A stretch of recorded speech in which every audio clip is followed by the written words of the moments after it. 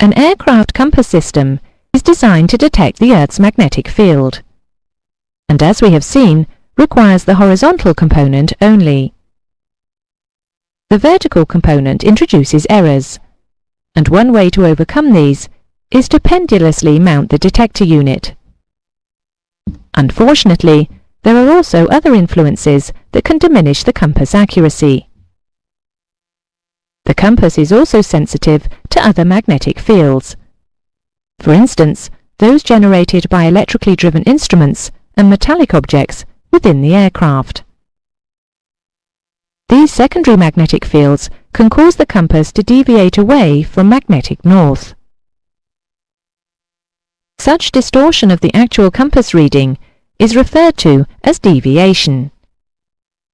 Deviation can be determined for each aircraft, and this is calculated for each individual aircraft by the manufacturer and by licensed engineers periodically. If the amount of deviation is known, compensation can be made to allow for these inaccuracies. Deviation is defined as the angle measured at a point between the direction indicated by a compass needle and the direction of magnetic north. The compass actually points to compass north, as opposed to magnetic north. However, compass north is not a geographic location. It is merely magnetic north that is affected by local magnetic influences within the aircraft. Deviation is calculated and applied to the magnetic heading to obtain compass heading. It is usually quoted in degrees east or west, but can also be referred to as either positive or negative. The compass deviation is recorded on a deviation card, and an example of this can be seen on screen. The deviation value is usually recorded over several headings. The example here shows a deviation for every 30 degrees of heading.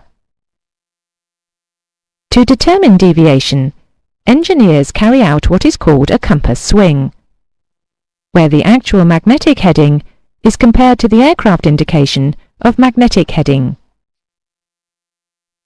Consider an aircraft on a true heading of 100 degrees.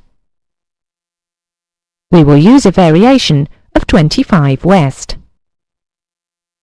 Variation is west, so magnetic will be best. We add 25 degrees. The magnetic heading will therefore be 100 plus 25, 125 degrees magnetic. Now suppose we have determined the deviation on an easterly heading to be 10 degrees west. In other words, compass north is 10 degrees to the west of magnetic north. We can see that the angle between the heading and compass north is another 10 degrees, so the compass heading would be 135 degrees. The deviation is west, and the compass heading is best.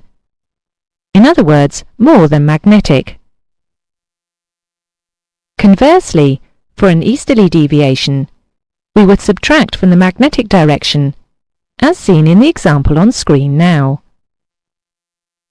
Remember to apply the rule to magnetic to obtain compass, and not the other way round. We have seen how to apply both variation and deviation in order to obtain compass heading. It is important to apply the correct values in the correct sense and to the appropriate criteria.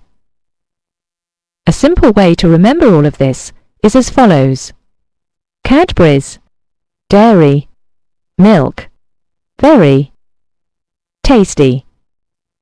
Remember, CDM-VT. We will work from right to left and apply the west is best, east is least rule. Suppose we have a true heading of 100 degrees and a variation of 7 degrees west. The magnetic heading would therefore be 100 plus 7 degrees, as west is best. 107 degrees magnetic. We will use a deviation of 2 degrees east. East is least, so the 107 degrees magnetic becomes 2 degrees less.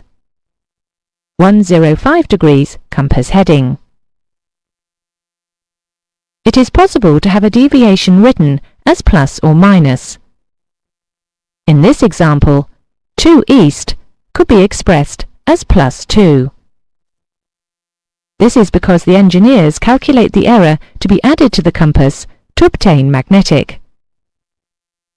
So if deviation is written as plus 2, change the sign to a minus and apply it to the magnetic. Conversely, a minus 2 is equivalent to 2 west deviation.